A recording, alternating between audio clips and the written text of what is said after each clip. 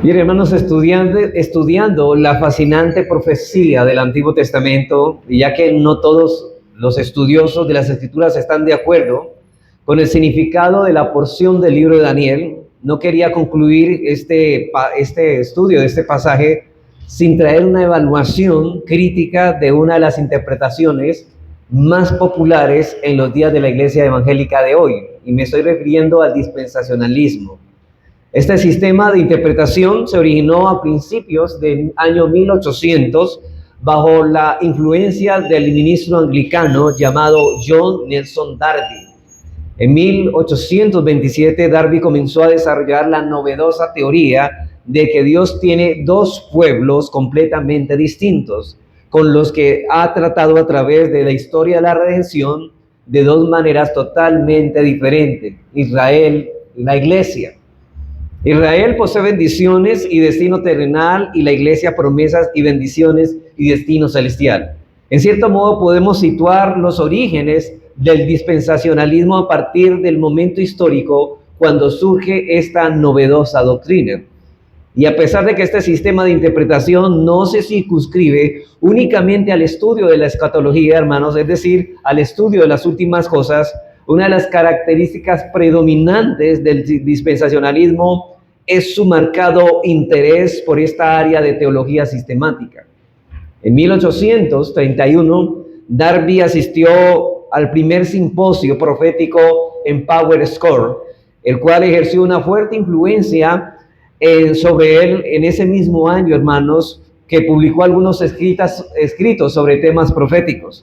Fue para esa misma fecha que Darby comenzó a desarrollar más a fondo otra teoría novedosa que comenzó a incorporar a su sistema, la de que nuestro Señor Jesucristo ha de regresar a este mundo en dos etapas. O sea, no solamente se conformó con que Dios tuviera dos pueblos distintos, sino que el regreso de Cristo se vería afectado por dos etapas: una venida secreta inmediatamente antes de un tiempo de tribulación, que según los dispensacionalistas, durará 7 años, que de paso es otra teoría novedosa de este sistema, y antes de la cual la iglesia será arrebatada, y la segunda etapa, una segunda venida visible después de la tribulación de 7 años. Note que estoy hablando de la postura de Darby, de John Nelson Darby, de lo que llamamos hoy el dispensacionalismo.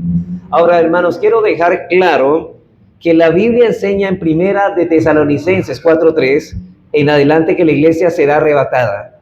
Si un creyente no cree que la iglesia será arrebatada, está cometiendo un serio error doctrinal, porque la Biblia ciertamente enseña que la iglesia ciertamente será arrebatada. La Biblia enseña que ese evento ocurrirá en el momento en que el Señor venga, pero por segunda vez. No es un rapto secreto, es una venida visible y pública, y no será secreta, sino que será pública en su segunda venida para salvar a los suyos y castigar a los malos. Y podemos ver esto en Mateo 24, 29 al 31. Yo creo que no es necesario, hermanos, leerlo, porque eso ya lo habíamos leído cuando hicimos un estudio más atrás de Mateo 24. Así que esta enseñanza de una venida de Cristo en dos partes y un arrebatamiento previo a la tribulación fue en su tiempo una verdadera novedad en el tiempo de que John Darby sacó esta doctrina.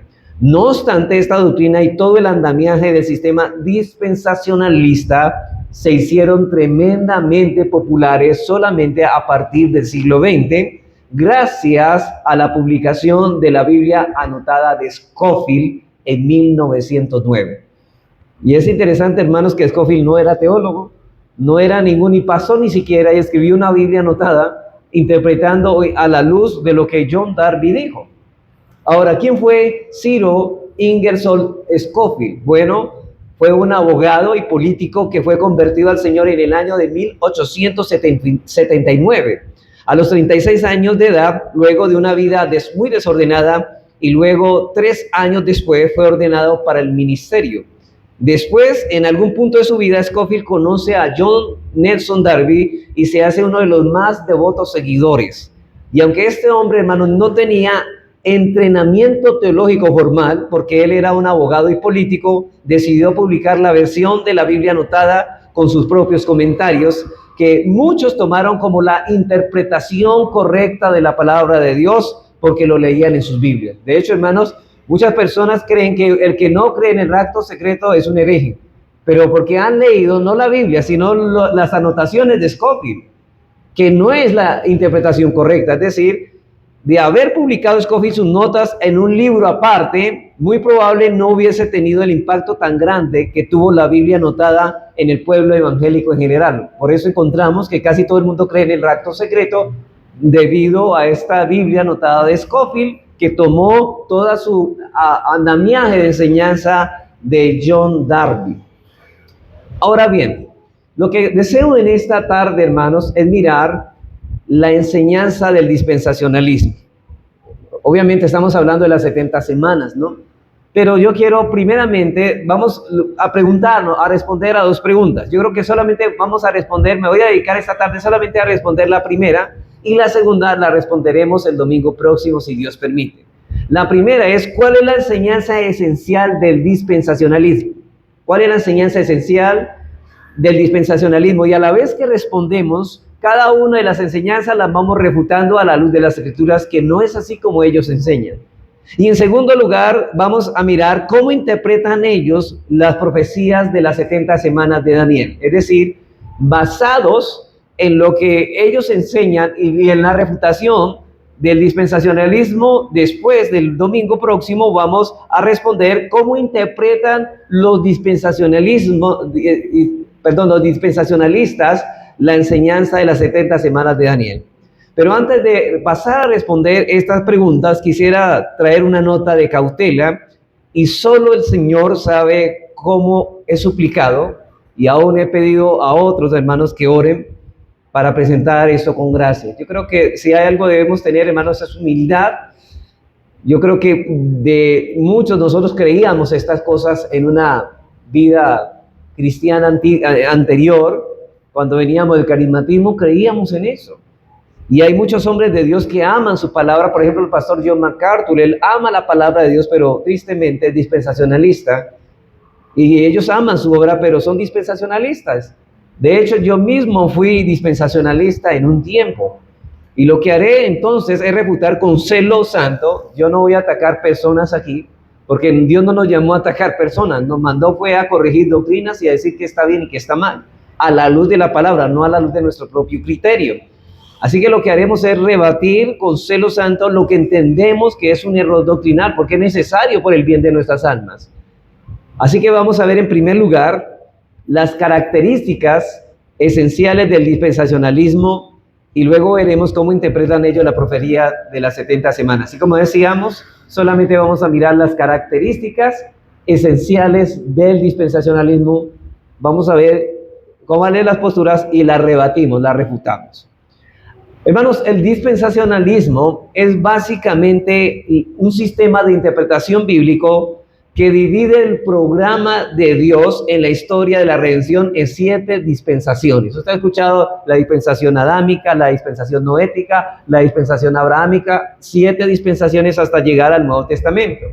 Ellos definen dispensación como un periodo de tiempo durante el cual Dios obra de una manera distinta en la humanidad. Según ellos, 5 dispensaciones ya han pasado y ya estamos en la 6ª. Y aún falta la 7ª dispensación, que es lo que ellos llaman el reinado milenial, literalmente un reinado de 1000 años. Eso es la última dispensación. Ahora dice que estamos en la 6ª. Esa 6ª es lo que llaman ellos el paréntesis. Inmediatamente, entonces dicen ellos, después de la gran tribulación, tal como ellos la interpretan, eso será el milenio. Ahora, este sistema de interpretación posee 3 características fundamentales. Todo aquel que se adhiera a estas 3 características puede ser considerado con toda justicia como un dispensacionalista. Y la pregunta, ¿y cuáles son esas características que distinguen a un dispensacionalista? Pues veamos la primera. La primera es esta, que ellos tienen un estricto literalismo al manejar el lenguaje de las Escrituras. Ellos tienen un estricto literalismo al manejar el lenguaje de las Escrituras. Y hermanos, cuando estamos hablando es que ellos toman todo literal. Por ejemplo, Cuando la Biblia dice que el león de Judá, ellos dicen, no, es que va a ser un león. Eso es literalismo. No, ellos no le dicen, no, es que ahí representa a Cristo. No, ellos dicen, no, es que es un león. No puede ser otra cosa. Así que ellos también, inclusive creen, muchos de los dispensacionalistas, no todos, pero muchos creen que las túnicas blancas que decíamos y las calles de oro, eso va a ser literal. Y que un mar de cristal va a ser literal. Pero eso simplemente son figuras, no está hablando literalmente, sino de manera simbólica. Pero ellos toman ese literalismo estricto. En su libro, Dispensacionalismo Hoy, Charles Ryrie, y aquí estoy haciendo claridad, no estoy hablando de Juan Carlos Ryrie, que es un puritano del siglo XVII, no, estamos hablando de un hombre moderno que es Charles Ryrie. Menciona esto como una de las características sine qua non, es decir, algo que no puede ser otra cosa, del dispensacionalismo, y Ryrie dice lo siguiente: la interpretación que es consistente, literal o llana, pone de manifiesto el método dispensacional de interpretar las escrituras. ¿Quién es Charles Ryrie? Un dispensacionalista. Y él está diciendo que la interpretación que es consistentemente literal o llana pone de manifiesto un método dispensacional de interpretar las escrituras. Ustedes, por ejemplo, leyeron en Apocalipsis que había un caballo con cuerpo, bueno, un escorpión con cabello de mujer y con cara de escorpión y toda esta cosa. Ellos dicen que eso es literal. Pero nosotros creemos que la Biblia debe interpretarse sí literalmente, y que estemos claros en eso. No nos adherimos al método de interpretación alegórico. Hay algunas personas que leen la Biblia y, por ejemplo, leen que Daniel fue arrojado en un foso de leones y dicen, bueno, Daniel representa aquí otra cosa, no es Daniel realmente. En esa manera sí hay que tomarlo literal. Daniel es una persona y realmente fue un personaje histórico que estuvo en ese tiempo y realmente estuvo en una fosa de león. En ese caso sí podemos decir que estamos hablando de una figura literaria histórica.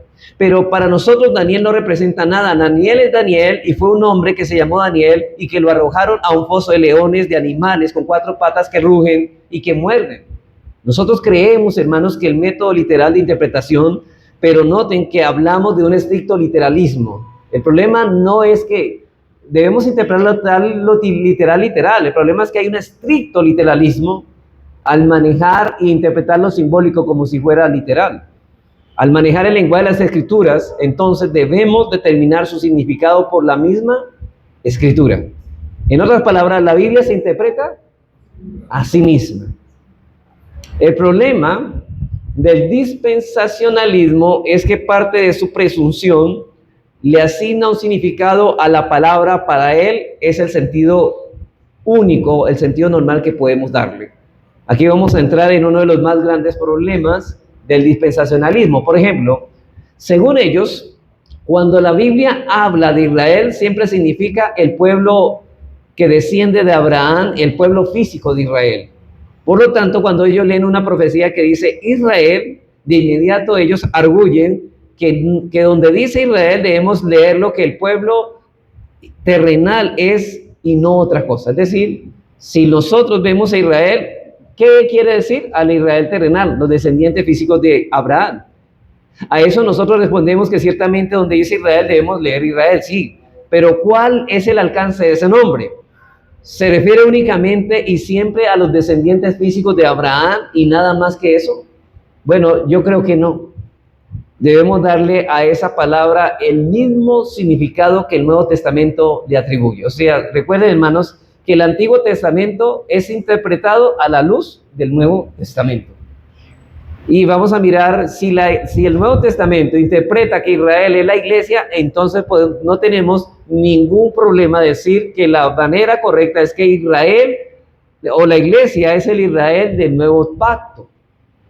Entonces eso es lo que nosotros no tenemos problema. El problema es que ellos tienen un extremo literalismo. Entonces Israel terrenal es Israel terrenal y no hay lugar para la iglesia. La segunda característica fundamental del dispensacionalismo es un rígido verticalismo al distinguir entre distintas épocas de la Biblia. La segunda característica fundamental de los dispensacionalistas es el rígido verticalismo de distinguir entre las distintas épocas de la iglesia. Nosotros, por ejemplo, ciertamente podemos distinguir varias épocas en las que Dios ha tratado con el hombre. Por ejemplo, la caída, el diluvio, el llamado de Abraham, el éxodo, la promulgación de la ley en el Sinaí, el establecimiento de Israel en Palestina, el surgimiento de la línea davídica en el trono de Israel, la llegada del Mesías, el precursor de Juan el Bautista, el Calvario, Pentecostés, y cada uno de esos eventos marca una época esencial de la revelación bíblica. Ahora, no tenemos ningún problema en aceptar tal cosa, pero el dispensacionalista se distingue por la forma como separa cada época con otra. Su presentación es rígidamente vertical, es decir, no hay continuidad. Nosotros creemos que hay continuidad entre el Antiguo y el Nuevo, sí. Y que cada dispensación hay una continuidad, sí. Ellos dicen, no, no hay ninguna continuidad. Todos son totalmente distintas. Y nosotros entendemos que aunque hay distinción, en aquellas dispensaciones también hay unidad. Pero ellos dicen, no, solamente hay distinción. Scofield define dispensación como lo siguiente. Él dice, es un periodo de tiempo en el cual el hombre es puesto a prueba en referencia a cierta revelación específica de la voluntad de Dios. Cada una de esas dispensaciones contiene los siguientes elementos: una nueva revelación de parte de Dios, una nueva prueba para el hombre, incluida en esa revelación, el fracaso del hombre a esa prueba y el consecuente juicio de Dios ante el fracaso del hombre. Ustedes no han notado, ellos dicen, bueno, Dios se revela de una forma particular en esta dispensación, Dios le presenta esto, el hombre fracasa, y ante eso vuelve a levantar otra dispensación, otra nueva revelación, el hombre fracasa, entra al castigo, otra nueva revelación. Eso es lo que dicen ellos. No hay continuidad, sino partes separadas de una, simplemente algo totalmente distinto. Y allí termina una dispensación y comienza otra dispensación, una nueva revelación, otra prueba, el hombre fracasa. Dios lo castiga y viene otra dispensación, entonces viene otra nueva revelación, otra prueba y así sucesivamente. Pero en cada una de estas dispensaciones, dicen ellos, es crucial y se anula la responsabilidad del hombre con respecto a la revelación anterior, a menos que esto sea ratificado en la nueva dispensación. ¿Yo cómo explicaría esto? Por ejemplo, ellos dicen, bueno, los del Antiguo Testamento fueron salvados de una forma distinta a nosotros. O sea, lo que ellos obedecieron, nosotros no tenemos que obedecer. Y en cierta forma sí, pero en cierta forma no. ¿Cómo es eso? Ellos, para ser salvos en el Antiguo Testamento, tenían que ser salvos por la fe, nosotros también. Pero era distinto porque ellos creían en un Cristo que todavía no ha venido, que estaban esperando. Nosotros sí creemos también por la fe, pero es diferente porque creemos en un Cristo que ya vino. ¿Sí ven la distinción? No, ellos separaban y no había continuidad.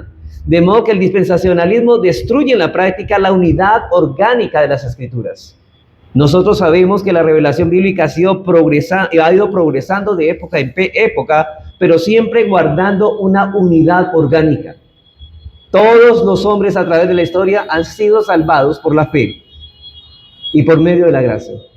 Cuando nosotros sembramos una semilla en la tierra y esa semilla comienza a germinar hasta convertirse en un árbol, lo que tenemos al final, ¿qué es, hermanos? El desarrollo de la semilla que nosotros sembramos. Pero hay un desarrollo. ¿Cuántos árboles hay? Uno. Hay una unidad orgánica en la pequeña semilla y en el gran árbol que surgió de ella. Lo mismo podemos decir de un niño que crece hasta llegar a ser un adulto. Pero, hermanos, ¿estamos hablando de una persona distinta? No, es la misma persona que ha madurado. Es la misma persona, pero en su pleno desarrollo. Eso es lo que nosotros encontramos en la Biblia, una unidad en crecimiento. Hay una unidad, no hay una separación, varias personas, sino una persona creciendo en un desarrollo. Esa es la unidad orgánica. Por ejemplo, Génesis 3:15, Dios promete a nuestros primeros padres que acaban de caer en pecado un redentor que habría de redimir al hombre de todas las consecuencias del pecado. Génesis 3:15 dice, y pondré enemistad entre ti y la mujer, y entre tu simiente y la simiente suya. Esta te herirá en la cabeza y tú le herirás en el calcañar. Es una promesa evangélica, si podemos llamarle así. Es la semilla que fue creciendo y creciendo hasta llegar a su plena madurez en el Evangelio, revelado en la plenitud, en la persona y obra de Cristo. Por ejemplo, vamos a mirar que esta promesa estaba en promesa. Bueno, ¿qué descubrimiento? Lo que estoy diciendo es que esa promesa estaba bajo un pacto. Vamos a Romanos 1 al 3. Vamos a mirar porque esto es el protoevangelio. Dice en Romanos 1 al 3, dice, Pablo, siervo de Jesucristo, llamado a ser apóstol, apartado ¿para quién? Para el evangelio de Dios. Pero noten lo que dice. Vamos a ver si había una época del evangelio, como dicen los dispensacionalistas. No, vamos a mirar qué dice ahí. La pregunta ¿es este evangelio algo nuevo algo nuevo? ¿Pablo estaba trayendo un mensaje novedoso? No, mire lo que sigue diciendo. Dice que él, apartado para el evangelio que él había prometido antes por medio de los profetas de las Sagradas Escrituras, es decir, del Antiguo Testamento, acerca de su Hijo nuestro Señor Jesucristo, que era el linaje de David según su carne. O sea que esta promesa, el evangelio, no se manifestó solamente en el nuevo pacto, sino que ya estaba prometido en el antiguo pacto. O sea que sí estaba ya prometido, pero en forma de ¿qué? De promesa. Ese evangelio que habla de la redención que fue prometido a Adán y Eva en el paraíso encuentra luego una expresión progresiva en los distintos pactos de Dios que Dios ha hecho con su pueblo a través de la historia de la redención. De paso, debo decir que hace 8 años atrás yo tuve que enfrentar por primera vez con el problema del dispensacionalismo, con esta doctrina que yo creía, y comencé a estudiar este tema, hermanos, y fue un buen tiempo. Porque una de las cosas que hace el sistema dispensacional es que atrapa tanto la mente y el corazón que es difícil quitarse ese lente. A mí me costó mucho despegarme de esto. Yo pensaba que esta era la interpretación correcta de las Escrituras. Pero hubo un texto que me ayudó muchísimo, porque recuerden que el sine qua non del dispensacionalismo es que tiene ¿cuántos pueblos? 2. Y un texto que me trajo a mí a refutar esto fue Efesios 2:11. Dice que fue uno de los pasajes que más arrojó en mi luz para entender estas cosas. Dice así: por tanto, acordaos que en otro tiempo vosotros, los gentiles, en cuanto a la carne, erais llamados incircuncisión por la llamada circuncisión hecha de mano en la carne. En aquel tiempo estabais sin Cristo, alejados de la ciudadanía de Israel y ajenos de los pactos de las promesas, sin esperanza y sin Dios en el mundo. Creo que aquí hay algo que señalar. Ajenos de los pactos de la promesa. Varios pactos, una sola promesa. O sea que en todos los pactos no habían distintas promesas, sino una sola promesa en todos los pactos. Hay una unidad orgánica, diferentes pactos, una sola promesa, una misma promesa. Pablo dice que hizo varios pactos a lo largo de la historia y ustedes, los gentiles, en cuanto a la carne, estaban lejos de eso. Ustedes no tenían nada que ver con eso porque ustedes no pertenecían a la nación del pacto, como dice más adelante. Y una de las cosas que dice el capítulo 2 es que Dios derribó la pared intermedia de separación y ya no hay separación entre ¿quién? Entre judíos y gentiles.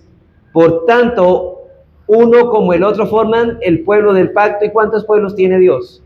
Uno. ¿Y el dispensacionalismo qué me enseña? 2. Y ahí comencé a mirar que había un grave error. Y el dispensacionalismo se basa en todo, que hay 2 pueblos, pero la Biblia me dice que no, que de judíos y gentiles creyentes solamente Dios tiene un pueblo. Por lo tanto, no pueden no haber 2 venidas, un rapto para la iglesia y otro arrebatamiento de la segunda venida para el pueblo de Israel. No, existe solamente una venida porque solamente Dios tiene ¿qué? Un pueblo. O sea que existe solamente un arrebatamiento, no 2, ni más de 2. Lo que quiero que noten es que Pablo habla allí de pactos en plural, pero girando alrededor de una promesa. Ahora, los pactos de la promesa. Y la pregunta es, ¿cuál es la promesa? Si yo voy a textos como Génesis 17:4 al 8, solamente apúntenlos. Éxodo 6 al 7, Éxodo 6 al 7, Segunda de Samuel 7:14, Segunda de Samuel 7:14, Jeremías 31 al 33, Jeremías 31 al 33 y Apocalipsis 21:3. Verán allí, hermanos, los diferentes pactos. Por ejemplo, ¿como cuáles? El abrahámico, el mosaico, el davídico y el nuevo pacto. Y en todos ellos está la misma promesa, no hay diferente promesa. ¿Y cuál es la promesa que existe en todos esos pactos? Yo seré su Dios y ellos serán mi pueblo. ¿Cuántos pueblos? Uno. Y esa es la promesa. ¿Cuál es la promesa? De que Dios será nuestro Dios y ellos, o sea, el pueblo, serán mi pueblo. Y continuamente Dios dice, voy a hacer un pacto con ustedes. Y recuerden que un pacto es una promesa a la que se le interpone un juramento. O sea que en cada pacto Dios daba la misma promesa e intervenía ¿qué? Un juramento. Ahora, si una promesa no se interpone con un juramento, no es un ¿qué? No es un pacto. Un pacto es una promesa jurada, como dice, por ejemplo, y voy a confirmar eso bíblicamente, Hebreos 16, 17 al 18, y eso sí lo vamos a leer. Cuando habla del pacto que Dios hace con Abraham, Dios le promete algo. Hace un pacto y hay una promesa, y le interpone un juramento. Dice así, por lo cual, Hebreos 6, 17 al 18. Por lo cual, queriendo mostrar más abundantemente a los que herederos, ¿de quién? De la promesa, la inmutabilidad de su consejo, interpuso juramento. ¿A quién? A la promesa. Para que por dos cosas inmutables, en las cuales es imposible que Dios mienta, tengamos un fortísimo consuelo de los que hemos acudido para signos de la esperanza puesta delante de nosotros, es decir, para la salvación. Los que hemos sido salvos somos herederos de la promesa. ¿Y de cuál promesa? De la que misma Dios ha jurado entregárnosla. ¿Y cómo se cumple esa promesa?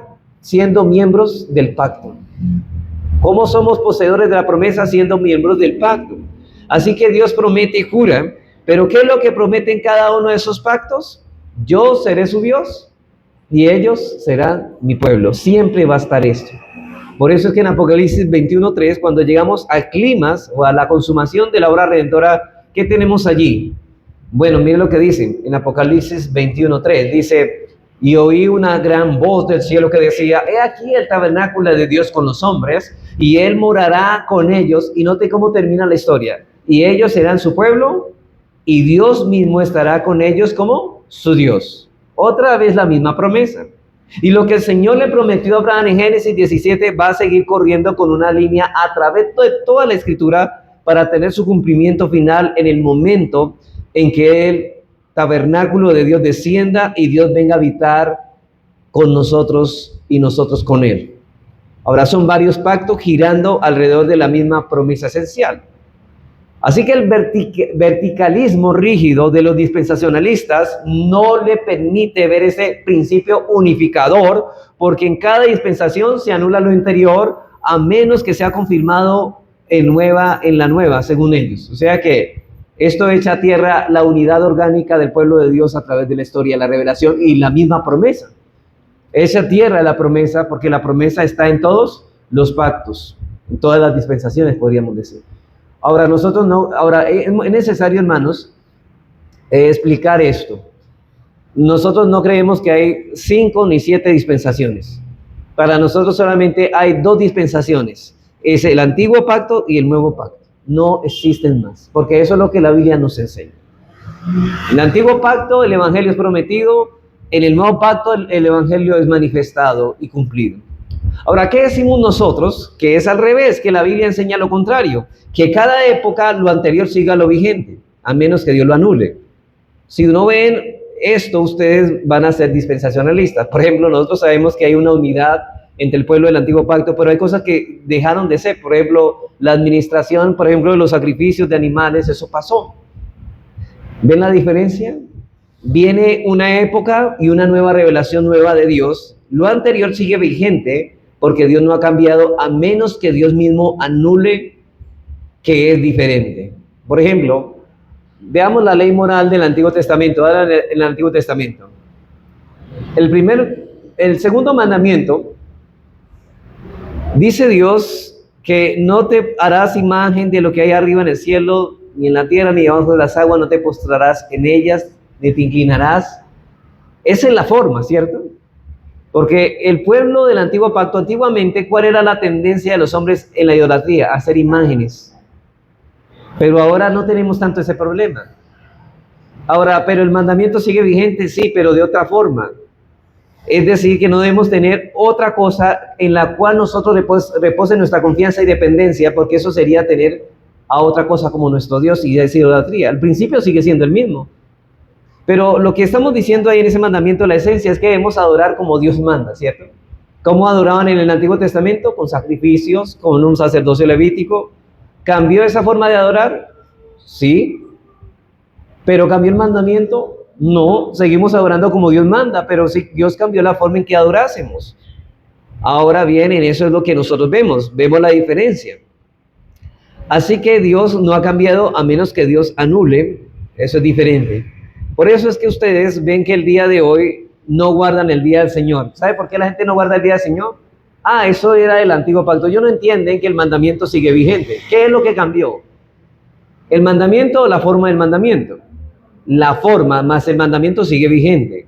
¿Qué es lo que cambió de la forma? Ya no es el séptimo, es el primero. ¿Y por qué? Porque Cristo cesó la obra en el antiguo, la vieja obra, la vieja creación en el séptimo día. Pero ahorita en el Nuevo Testamento hay una nueva creación. ¿Y cuándo empezó la nueva creación? ¿Cuándo Cristo descansó de la nueva creación?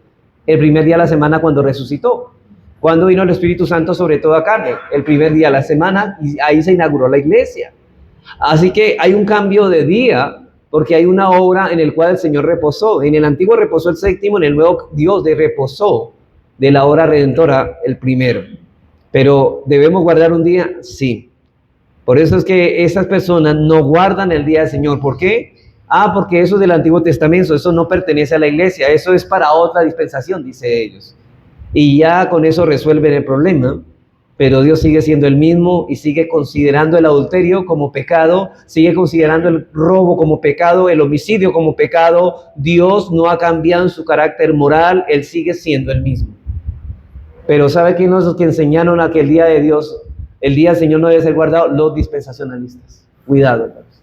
Muchos de ellos están enseñando eso. Son antinomianos. Ellos dicen, no, la ley de Dios no está vigente. Hermanos, entonces, si la ley de Dios no está vigente, ¿por qué matar sigue siendo pecado? Ahora, si la ley no estuviera vigente, ¿por qué se condenaría a las personas? ¿De la violación a cuál ley? Si no hay ley. Es algo absurdo lo que están diciendo. Porque ¿qué es el pecado? Es transgresión a la ley, dice en 1 de Juan 3.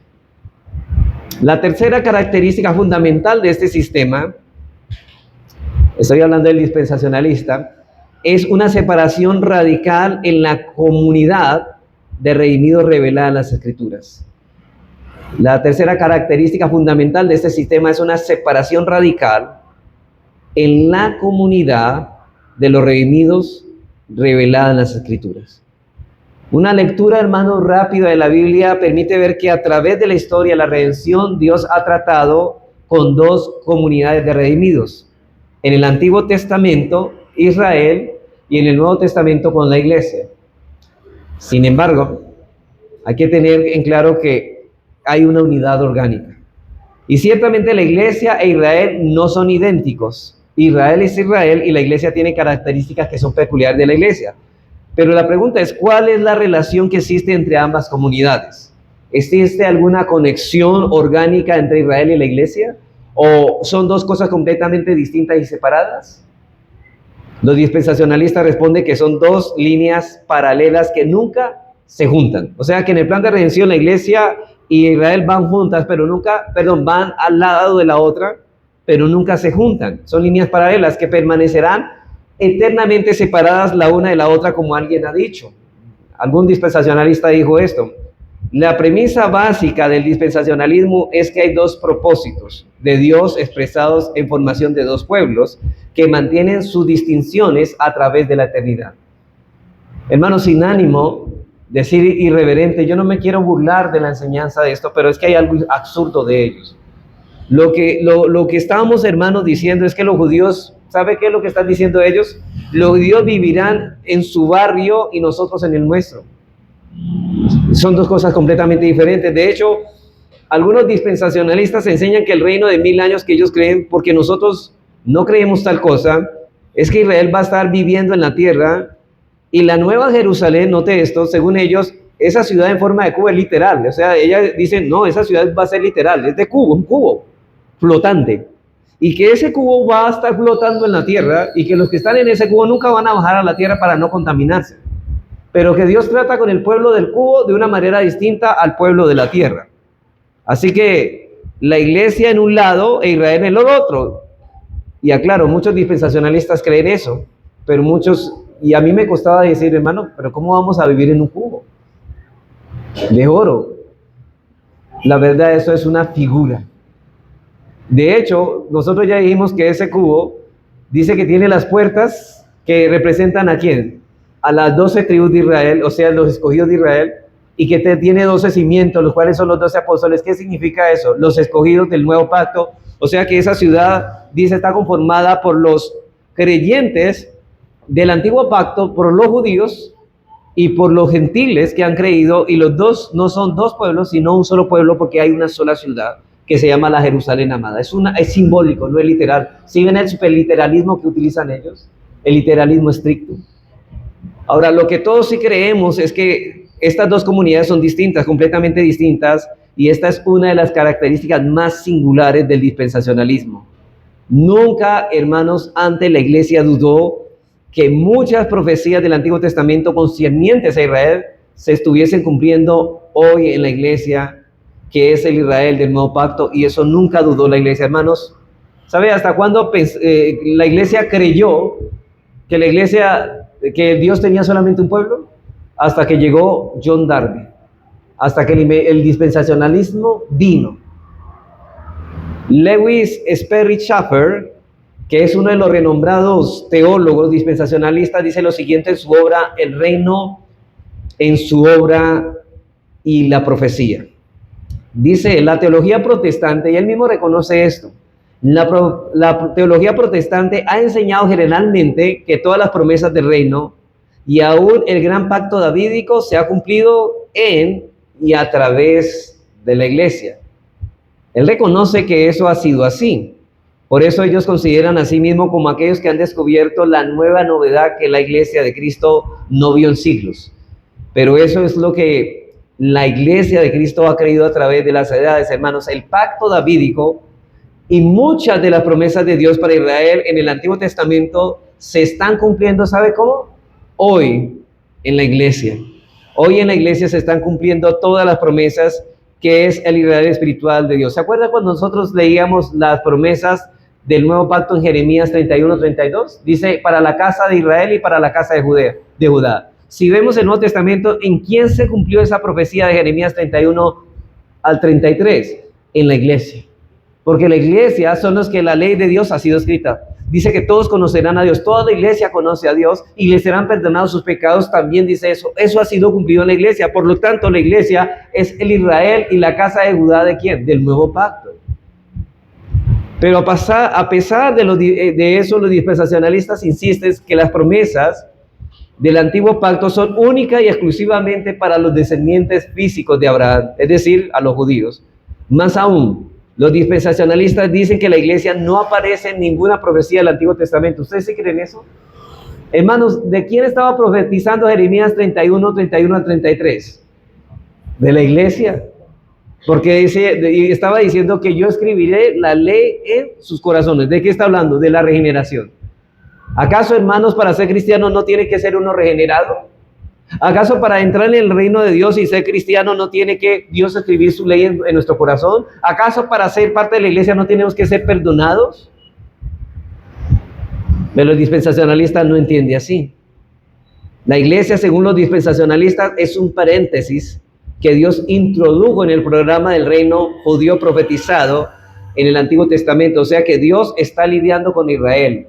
Llega el Mesías y es rechazado. Entonces, ¿qué ocurre? Dios entra ahí en un paréntesis. Bueno, un momento, voy a detenerme con Israel. Ustedes no quisieron creer, un momento. Espérenme allí. Vamos a atender a la iglesia. No sabíamos nada de la iglesia, pero vamos a atender a la iglesia. Entonces Dios comienza a tratar a la iglesia, que es el paréntesis, el plan de Dios para con los judíos que ha suspendido. Y cuando llega la gran tribulación, Dios saca a la iglesia de aquí inmediatamente otra vez el tic-tac del reloj de Israel comienza otra vez a, a correr y comienza a funcionar otra vez. Mientras tanto, esta era de la iglesia, el reloj profético de Dios está suspendido. La iglesia es el paréntesis y ninguna de las profecías del Antiguo Testamento dicen ellos que se está cumpliendo. ¿Cuándo se para el reloj? Cuando la iglesia aparece. ¿Cuándo comienza el reloj a funcionar? Cuando la iglesia es arrebatada. O sea que la iglesia es un mero paréntesis. Ahora usted le pregunta a un dispensacionalista, ¿estaba la iglesia en el plan de Dios? Ellos dicen, no, no estaba en el plan de Dios. Es un paréntesis. Wow. Pero ¿qué dice el Nuevo Testamento al respecto? Bueno, cuando decía hace un momento, debemos interpretar las Escrituras literalmente, donde dice Israel, no debemos leer Filistea, debemos leer Israel. Ahora, ¿cómo interpretar la Biblia o cómo interpreta la Biblia ese nombre Israel? Bueno, veamos las siguientes citas, Romanos 2:26 al 29. Vamos a ver cómo interpreta. ¿Quién es Israel realmente? Dice, ¿es Israel únicamente ese pueblo físico? ¿Esa nación que desciende físicamente de Abraham? Bueno, dice así, Romanos 2:26, dice, si pues la incircuncisión si pues el incircunciso guardare las ordenanzas de la ley, ¿no será tenida su circuncisión como circuncisión? Y el que físicamente es incircunciso, pero guarda perfectamente la ley, te condenará a ti, que contra la letra de la ley y con la circuncisión eres transgresor de la ley. Pues no es judío, y noten lo que dice aquí Pablo, pues no es judío el que lo es exteriormente. Él está hablando de un judío, el físico, el que es lo exteriormente es físico. Ni es la circuncisión la que se hace exteriormente en la carne, sino es judío el que es en lo interior, la circuncisión del corazón. La pregunta es, cuando Pablo habla de la circuncisión del corazón, ¿de qué está hablando? De la regeneración. Hermanos, todo cristiano que es parte de la iglesia ha sido ¿qué? Circuncidado de corazón. En espíritu, no en letra, la alabanza de la cual no viene de los hombres, sino de Dios. Hermanos, ¿cuál es el ritual que marcaba a un judío y lo separaba de las demás naciones? La circuncisión. ¿Y qué dice Pablo en Colosenses? Que la circuncisión, ¿cuál es? Realmente no es la del prepucio, es la del corazón. O sea que es el verdadero Israel, que Cristo circuncidó nuestro corazón. Por eso Filipenses 3:3, el apóstol Pablo dice, porque nosotros somos la circuncisión, la iglesia, somos el verdadero Israel, somos la circuncisión real, la que se hace no en la carne, sino en el corazón. Aquella circuncisión carnal y física era un símbolo de lo que sería la verdadera circuncisión que Cristo hace en los cristianos. O sea que el verdadero Israel no es el que es circuncidado de la carne, sino el que ha sido regenerado de corazón. Entonces, ¿quiénes son los judíos? Nosotros somos los judíos. ¿Por qué? Porque nosotros fuimos circuncidados en el corazón. Romanos 4:9 al 12 nos dice esto. Y este es para mí uno de los textos favoritos de este libro, al ver cómo Pablo aplicaba la teología del Antiguo Testamento. Y alguien dirá, bueno, pero Pablo era inspirado por el Espíritu de Dios, ¿sí? Por supuesto que sí, pero todo lo que él escribió fue inspirado por el Espíritu de Dios. Pero eso no elimina el estudio que Pablo tuvo que hacer, hermanos, para poder entender esto. La inspiración no hacía vagos a los autores inspirados, hermanos. Ellos tenían que estudiar la Biblia. Dice Pablo hablando de aquella bienaventuranza no inculpa de pecado. Dice que la bienaventuranza o la promesa no inculpa de pecado. ¿Qué dice Romanos 4:9? ¿Es pues esta bienaventuranza solamente para los de la circuncisión? O sea, esta dicha solamente es para los de circuncisión. ¿Para quién está hablando? Para los judíos. Es decir, solo para los judíos o también para los de la incircuncisión. Es decir, para los gentiles. Dice, porque decimos que a Abraham le fue contado la fe por justicia. ¿Por qué le fue contada la fe? Por justicia. Ahora, vayan a Génesis, no ahora, y busquen en la historia de Abraham para ver en qué momento Dios le dice a Abraham que su fe le es contada por justicia. Y se van a dar cuenta, hermanos, que cuando Dios le dice eso a Abraham, él todavía no estaba circuncidado del prepucio. Él era incircunciso y luego le dice que se circuncide. Ahora, ¿qué es lo que está diciendo? Que él ya era circuncidado del corazón, que primero vino la realidad y después vino la figura de la circuncisión, Porque él creyó, para que pudiera creer y poner la fe en el Cristo que iba a venir, tenía que ser circuncidado del corazón. Miren lo que es el versículo 10. ¿Cómo pues le fue contada? ¿Qué? ¿La justicia? ¿Estando en la circuncisión o en la incircuncisión? No, en la incircuncisión, no en la circuncisión, sino en la incircuncisión. Y recibió la circuncisión como señal, como sello de la justicia de la fe que tuvo estando aún incircunciso, para que fuese padre de todos los creyentes no circuncidados, a fin de que también a ellos la fe les sea contada por justicia. ¿Por qué somos justificados nosotros? ¿Por la circuncisión del prepucio? No, por creer la promesa del pacto. Y dice, y padre de la circuncisión, dice que es Abraham para los que no solamente son de la circuncisión, o sea, para los judíos, sino también sigan las pisadas de la fe que tuvo nuestro padre Abraham antes de ser circuncidado. Es decir, nosotros somos los descendientes espirituales de Abraham y para nosotros es la promesa. ¿Y cómo sabemos que tenemos la promesa? Porque hemos sido circuncidados ¿de qué? Del corazón. Ahora, ¿de quién es padre Abraham? De todos los gentiles que han creído en Cristo. Ahora, ¿usted es descendiente de Abraham? ¿Se ha creído en Cristo? Sí. Aunque sea incircunciso, de externamente el prepucio. Y de todos los judíos que también han creído, Él es padre de ellos y por lo tanto nosotros somos hijos de Abraham y por lo tanto nosotros somos herederos de todas las promesas grandiosas que Dios le dio a los descendientes de Abraham en el Antiguo Testamento. Nosotros somos el Israel de Dios. Voy a seguir probando esto. Romanos 9, allí Pablo dice en los versículos 2 y 4, pues tengo gran tristeza y continuo dolor en mi corazón, porque deseara yo mismo ser maldito, anatema, separado de Dios por amor a ¿quién? A mis parientes, los que son mis parientes según la carne, que son israelitas. Pásenle al versículo 6. No que la palabra de Dios haya fallado. ¿Por qué Pablo tiene que decir eso? Porque muchos pensaban que todos los judíos físicos iban a ser salvos. No, un momento, no todos los judíos físicos van a ser salvos. Porque no todos los que descienden de Israel son israelitas. O sea que los que nacen físicamente de Israel no son verdaderos israelitas todos. No, ni por ser descendiente de Abraham son todos hijos de Dios. Dice Pablo, no piensen que por el simple hecho de pertenecer a la nación ya son israelitas, no. Y para probar ese punto otra vez Pablo usa la historia del Antiguo Testamento. Dice que Abraham tuvo dos hijos, Isaac e Ismael. Sin embargo, los dos no son herederos de la promesa. Solamente Isaac fue heredero de la promesa y Ismael no. Y la promesa en el mismo sentido, a pesar de que fueron hijos de Abraham, uno fue descendiente espiritual, pero no los dos. Porque los dos no fueron hijos de la promesa, o sea, los dos no fueron escogidos, uno fue escogido, el otro no. Versículos 7 al 8, ni por ser descendientes de Abraham son todos hijos de Dios, o sea, descendientes físicos, sino en Isaac será llamada descendencia, esto es, no los que son hijos según la carne son los hijos de Dios, sino que los que son hijos según la promesa son contados como descendientes. ¿Y cuál es la promesa? Que Dios será nuestro Dios y nosotros seremos su pueblo. Los que son hijos según la promesa son contados como ¿qué? Descendientes de ¿quién? De Abraham. O sea que somos el verdadero Israel, sí. Y el último texto, hermanos, para probar este punto, y esto es importante porque la mayoría del pueblo evangélico a nuestro alrededor cree exactamente lo contrario de lo que estamos predicando hoy aquí. El impacto del dispensacionalismo ha sido tan grande que la mayoría del pueblo evangélico cree lo contrario a lo que estamos enseñando.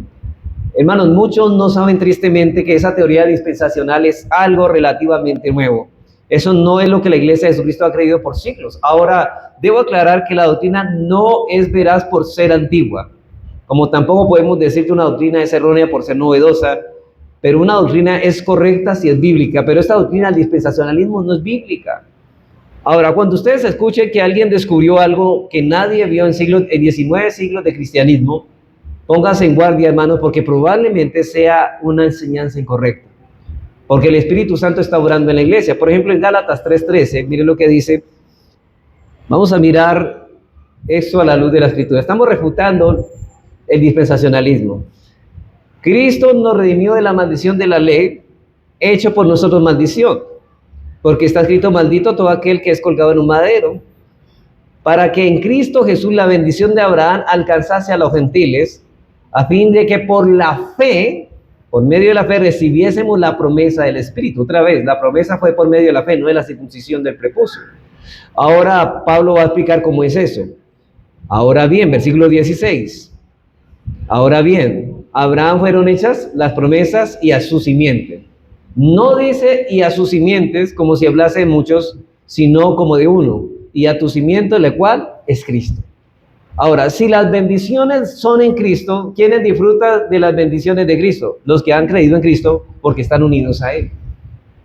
Dios le dio a Abraham varias promesas. Por ejemplo, en Génesis 12, 2 al 3 dice: haré de ti una nación grande, y te bendeciré y engrandeceré tu nombre, y serás de bendición, y bendeciré a los que te bendijeren, y a los que te maldicen maldeciré, y serán benditas en ti todas las familias de la tierra. En Cristo. En Cristo. Hermanos, varias promesas, pero no solamente a él, sino a quién, a la simiente de Abraham. ¿Y quién es la simiente de Abraham? Cristo. Ahora Pablo se pregunta: ¿y quién es esa simiente? Dice el Cristo. No los hijos físicos de Abraham, no, la simiente es Cristo. Y vamos a leer el versículo 25 de Gálatas 3. Sigue diciendo: pero venida la fe. Dice que la ley fue nuestro ayo que nos llevó a Cristo. Dice: ya no estamos bajo su ayo, pues todos sois hijos de Dios por la fe en Cristo Jesús. Porque todos los que habéis sido bautizados en Cristo, de Cristo estáis revestidos. Hemos sido unidos a Cristo.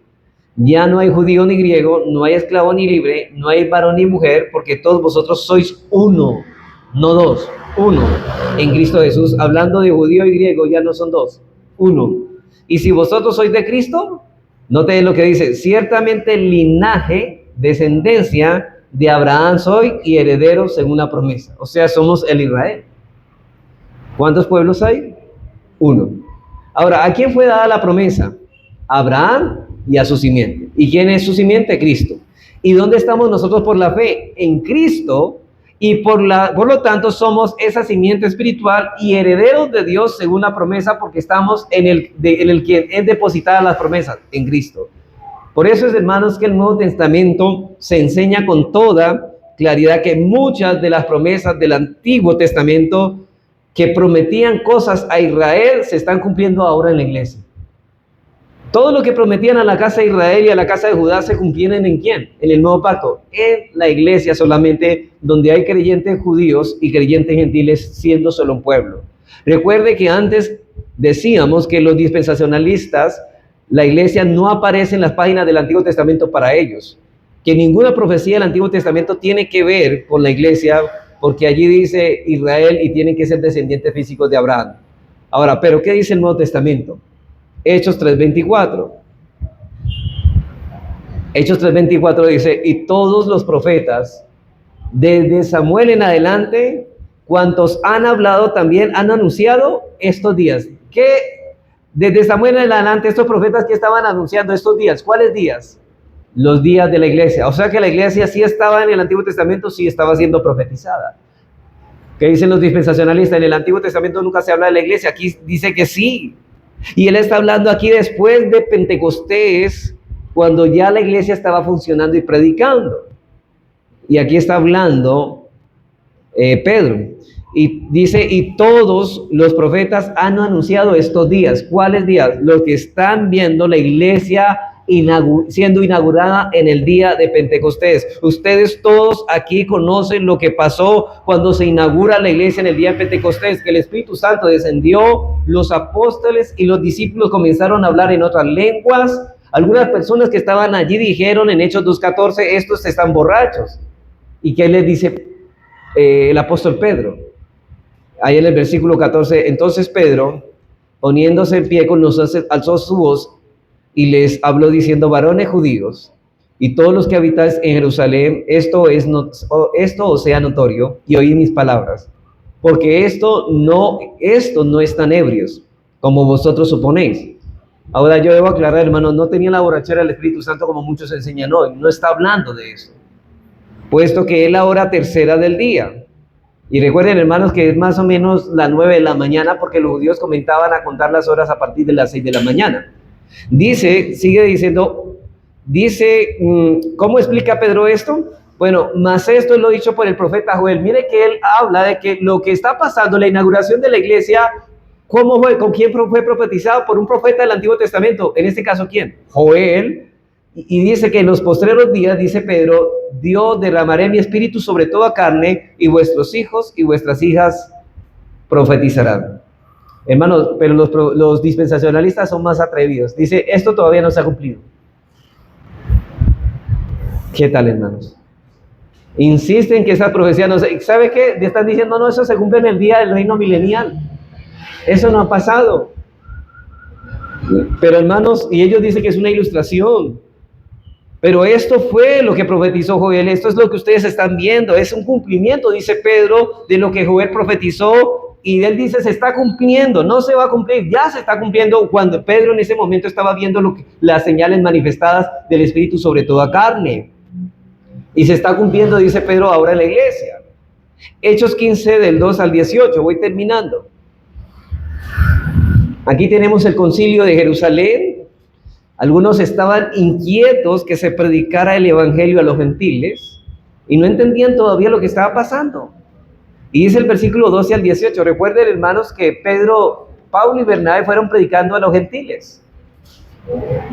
Hechos, capítulo 15, versículo 12 al 18. 12 al 18. Dice, entonces toda la multitud cayó y oyeron a Bernabé y a Pablo, que contaban cuán grandes señales y maravillas había hecho Dios por medio de ellos entre los gentiles. Y cuando ellos callaron, Jacobo respondió diciendo, varones, hermanos, oídme. Simón ha contado cómo Dios visitó por primera vez a los gentiles, en este caso la casa de Cornelio, ¿se acuerdan? Para tomar de ellos pueblo para su nombre. Y con esto concuerdan las palabras, note lo que dice Santiago. Dice, o Jacobo, que es el hermano de Jesús, que era pastor de la iglesia de Jerusalén. Y con esto concuerdan las palabras de los profetas. ¿De cuáles profetas? Del Antiguo Testamento. Como está escrito, después de esto levantaré y reedificaré el tabernáculo de David que está caído y repararé sus ruinas y lo volveré a levantar para que el resto de los hombres, no solamente los judíos, sino el resto de los hombres, busque al Señor y todos, note esto, los gentiles sobre los cuales es invocado mi nombre, dice el Señor que hace conocer todo eso ¿desde cuándo? O sea que la iglesia ya se había dado a conocer ¿desde cuándo? ¿Qué dice el dispensacionalista? Dice, no, el Antiguo Testamento nunca habló de la iglesia, y aquí dice lo contrario, sí habló de la iglesia. Así que, hermanos, si Pablo hubiera vivido en esta época, hubiera dicho, hermanos, esto no es un paréntesis en el programa de Dios. Esto es lo que Dios viene anunciando desde tiempos antiguos, que vendrán momentos en que las ramas silvestres serán injertadas en el buen olivo y las ramas naturales incrédulas serán desgajadas. Ahora, ¿qué es lo que ha pasado? Que en el pueblo de Dios, los judíos, los descendientes físicos de Abraham que no creyeron, fueron cortados y ya no pertenecen al pueblo de Dios. Y nosotros, que hemos nacido en Colombia, en Pitalito, Huila, y hemos creído en Cristo, hemos sido injertados en el buen olivo y ahora somos el pueblo de Dios. Eso es lo que ha pasado. Puede leer, hermanos, en sus casas Jeremías 31 al 33 y compararlo con Hebreos 8 al 6, al 8 y al 13. Hebreos 8, 6 al 8 y el versículo 13. Y van a ver que allí Jeremías profetiza un nuevo pacto para la casa de Israel. Yo le digo que lo lea porque eso ya, ese estudio lo vimos. Pero por eso digo, hermanos, dice, esa es la sangre, dice, por eso Cristo dice, esa es la sangre del nuevo pacto que por vosotros es derramada. ¿Por quién? Por la iglesia. Bueno, hermanos, para concluir, a la luz de todos estos textos podemos decir con confianza que el Nuevo Testamento contempla a la iglesia como el Israel espiritual de Dios. Según el Nuevo Testamento contempla a la iglesia como el Israel espiritual de Dios que ha llegado a su madurez y en la cual están teniendo un cumplimiento todas las antiguas promesas del Nuevo Testamento. Hemos usado demasiado tiempo, ¿cierto?, para explicar a grosso modo las creencias fundamentales del dispensacionalismo, pero esto era necesario, hermanos, para poder pasar a la otra enseñanza que vamos a ver el próximo domingo, que va a ser mucho más breve. y vamos a responder por qué los dispensacionalistas interpretan la profecía de las 70 semanas de la manera como la interpretan, de manera como lo hacen, y por eso lo vamos a ver el próximo domingo, Dios mediante. Sin embargo, hermanos, estudiemos esto para estar listos y preparados para poder entender cómo es la interpretación de ellos de esta visión de las 70 semanas de Daniel, de la profecía de las 70 semanas de Daniel. Vamos a orar.